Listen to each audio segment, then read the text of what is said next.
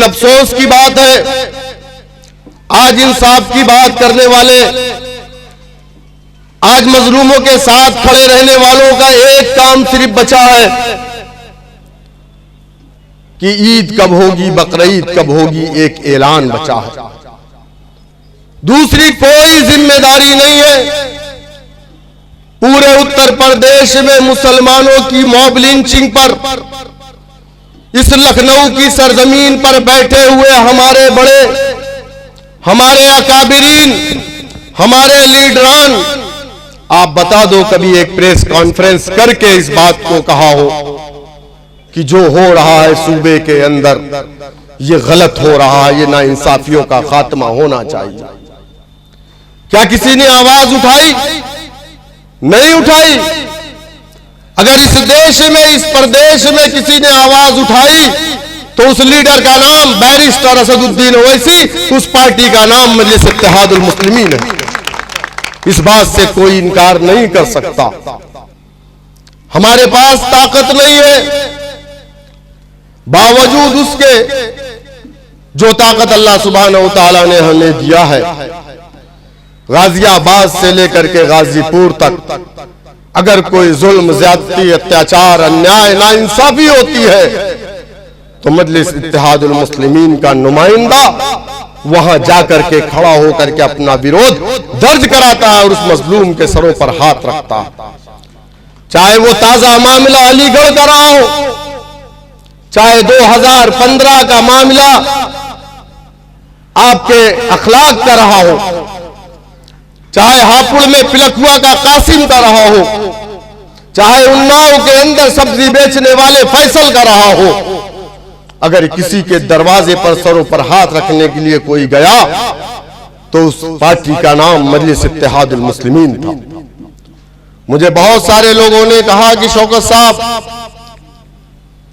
आप इतनी बड़ी ताकतों से कैसे टकराएंगे? मैंने कहा अल्लाह सुब्हानहू तआला जब चाहेगा तो एक मच्छर से भी बादशाहों को खत्म कर चुका है, और वो भी मच्छर एक पैर का था। अल्लाह सुब्हानहू तआला जब मछली के पेट से यूनुस अलैहिस्सलाम को बचा सकता है, अल्लाह सुब्हानहू तआला जब आग से इब्राहिम खलीलुल्लाह को बचा सकता है, तो वही अल्लाह है जो इस जमीन, इस आसमान का बादशाह है। इस दुनिया में कोई दूसरा बादशाह नहीं है। अस्सलामु अलैकुम व रहमतुल्लाहि व बरकातुहू। औज़ु बिल्लाहि मिनश शैतानिर रजीम। बिस्मिल्लाहिर रहमानिर रहीम। कुलिल्लाहुम्मा मालिकल मुल्क तुतिल मुल्क। आज के इस इफ्तिताही प्रोग्राम में एतराफ व इकनाफ से सरजमीन लखनऊ से मजलिस इत्तेहादुल मुस्लिमीन के तमाम जिम्मेदार साथी, मजलिस इत्तेहादुल मुस्लिमीन से मोहब्बत रखने वाले मेरे गयूर नौजवानों, मेरे बुजुर्गों, मेरी इज्जतमाब माँ और बहनों, आज एक कदम मजलिस इत्तेहादुल मुस्लिमीन और अपनी कामयाबी की तरफ गामजन है। उत्तर प्रदेश में मजलिस इत्तेहादुल मुस्लिमीन को आने की जरूरत क्यों पड़ी? अक्सर व बेशतर लोग मुझसे सवाल करते हैं कि जब इस प्रदेश के अंदर समाजवादी, बहुजन समाज, कांग्रेस पार्टी जैसी सेकुलर पार्टियां मौजूद थी, ऐसे वक्त में मजलिस इत्तेहादुल मुस्लिमीन को उत्तर प्रदेश में ला करके मुसलमानों के वोटों को बांट करके बीजेपी को फायदा पहुंचाया जाता है। इस तरीके की बात मुखालिफीन मजलिस इत्तेहादुल मुस्लिमीन अक्सर व बेशतर चट्टी चौराहों पर बैठ करके किया करते हैं। कभी हमारे कायद नकीब मिल्लत जनाब बैरिस्टर असदुद्दीन ओवैसी साहब को बीजेपी की बी टीम, कभी हमें बीजेपी की बी टीम, कभी हमें दलाल, कभी हमें गालियों से नवाजा जाता है। इस सिलसिले का आगाज 2013 नवंबर के महीने में सरजमीन दक्कन हैदराबाद दारुस्सलाम में जाकर के मैंने अपने कायद नकीब मिल्लत जनाब बैरिस्टर असदुद्दीन ओवैसी साहब से मुलाकात की। और मैं क्यों गया, मैं आपको बता दूं कि मेरा ताल्लुक किसी सियासी घराने से नहीं है। मैं किसी सियासतदान की औलाद नहीं हूं। वालिद माजिद मरहूम ने अपनी जिंदगी में कोई इलेक्शन नहीं लड़ा था। मैं खालिस एक ताजिर हूं, ताजिर का बेटा हूं, आज भी तिजारत करता हूं। लेकिन अल्लाह सुब्हानहू तआला ने इस दुनिया में हमें क्यों भेजा, कभी हमने इस चीज का मुहासबा नहीं किया। सुबह उठे, नाश्ता किया, खाना खाए, सो गए, फजर की नमाज पढ़े, ज़ोहर की पढ़े, कैलूले में चले गए, असर पढ़ लिया, मगरिब इशा पढ़ के सो गए। लेकिन कभी हमने अपना मुहासिबा नहीं किया कि अल्लाह सुब्हानहू तआला अगर कुरान में कहता है वमा खलक़तुल जिन्न वल इंसा इल्ला लियअबुदून, कि इस दुनिया में हमने इंसान और जिन्नात को अपनी इबादत के लिए पैदा किया। ये बात सच है कि नमाज जिस्म में रूह बाकी तक फर्ज है। नमाज ही एक ऐसी चीज है जो आप में और गैरों में फर्क डालती है। हमारे और गैरों में जो फर्क है वो सिर्फ और सिर्फ नमाज का फर्क है। लेकिन ये बात भी सच है कि क्या सिर्फ 5 वक्त की नमाज पढ़ लेना इबादत है? क्या सिर्फ ज़कात दे देना इबादत है? क्या सदकात और फितरे दे देना इबादत है?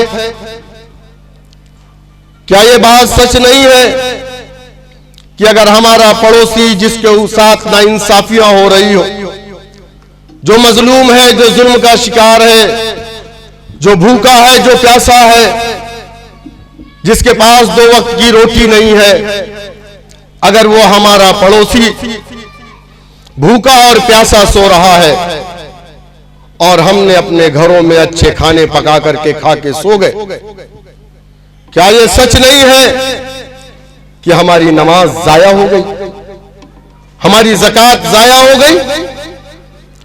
अल्लाह सुब्हानहू तआला ने इस दुनिया में आपको अगर भेजा था तो वो इंसाफ कायम करने के लिए भेजा था। क्योंकि इस दुनिया में अगर कोई सबसे अच्छा अदल कर सकता है तो बिला झिझक मैं ये बात कहूंगा कि वो कलमे ला इलाहा इल्लल्लाह मुहम्मदुर रसूलुल्लाह पढ़ने वाला कर सकता है। लेकिन अफसोस की बात है, आज इंसाफ की बात करने वाले, आज मजलूमों के साथ खड़े रहने वालों का एक काम सिर्फ बचा है कि ईद कब होगी, बकरीद कब होगी, एक ऐलान बचा है। दूसरी कोई जिम्मेदारी नहीं है।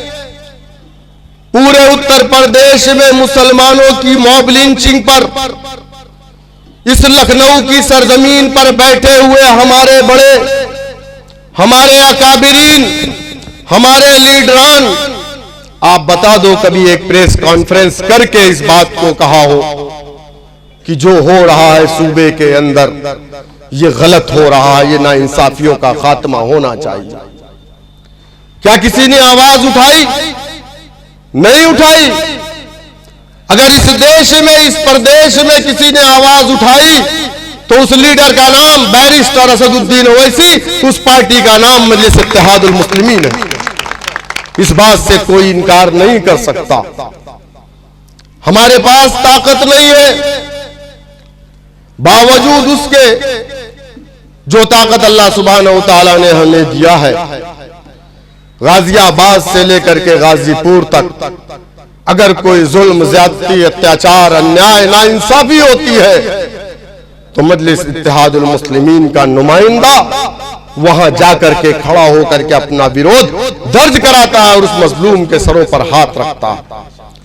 चाहे वो ताजा मामला अलीगढ़ का रहा हो, चाहे 2015 का मामला आपके अखलाक का रहा हो, चाहे हापुड़ में पिलखुआ का कासिम का रहा हो, चाहे उन्नाव के अंदर सब्जी बेचने वाले फैसल का रहा हो, अगर किसी के दरवाजे पर सरों पर हाथ रखने के लिए कोई गया तो उस पार्टी का नाम मजलिस इत्तेहादुल मुस्लिमीन था।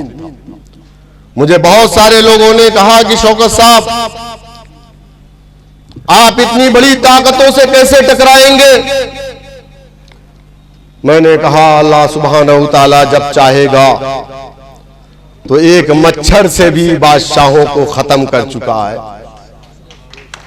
और वो भी मच्छर एक पैर का था। अल्लाह सुब्हानहू तआला जब मछली के पेट से यूनुस अलैहिस्सलाम को बचा सकता है, अल्लाह सुब्हानहू तआला जब आग से इब्राहिम खलीलुल्लाह को बचा सकता है, तो वही अल्लाह है जो इस जमीन इस आसमान का बादशाह है। इस दुनिया में कोई दूसरा बादशाह नहीं है। जो शुरू में मैंने कुरान की तिलावत की है, अल्लाह सुब्हानहू तआला उसमें यही तो कहता है कि मैं जिसको चाहूंगा इस दुनिया के अंदर हुक्मरान बनाऊंगा। अल्लाह सुब्हानहू तआला ने इस दुनिया में नमरूद को, शद्दाद को, फिरौन को बादशाहत दी, लेकिन अल्लाह सुब्हानहू तआला ने कुएं से निकाल करके यूसुफ अलैहिस्सलाम को मिस्र का बादशाह बनाया था।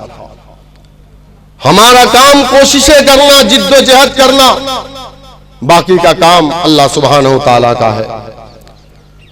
बनारस के एयरपोर्ट पर जब मैं उतरा था मजलिस इत्तेहादुल मुस्लिमीन का झंडा लेकर के, तो मेरे पास कोई एक आदमी नहीं था, मैं अकेला था। मजलिस इत्तेहादुल मुस्लिमीन के इस परचम को कोई पहचानता नहीं था। मेरे पास 18,000 रुपए का परचम जो मैंने दारुस्सलाम से खरीद करके उत्तर प्रदेश में लाने का काम किया था, अपनी गाड़ियों में रख करके गाजियाबाद से गाजीपुर तक एक एक जिले में मैंने उस परचम को बांटने का काम किया था। मैंने भी सोचा था कि अल्लाह, मैं इस प्रदेश के 24 करोड़ लोगों तक मजलिस इत्तेहादुल मुस्लिमीन या अपने कायदीन के मिशन को कैसे पहुंचाऊंगा, लेकिन मैं कभी हिम्मत नहीं हारा।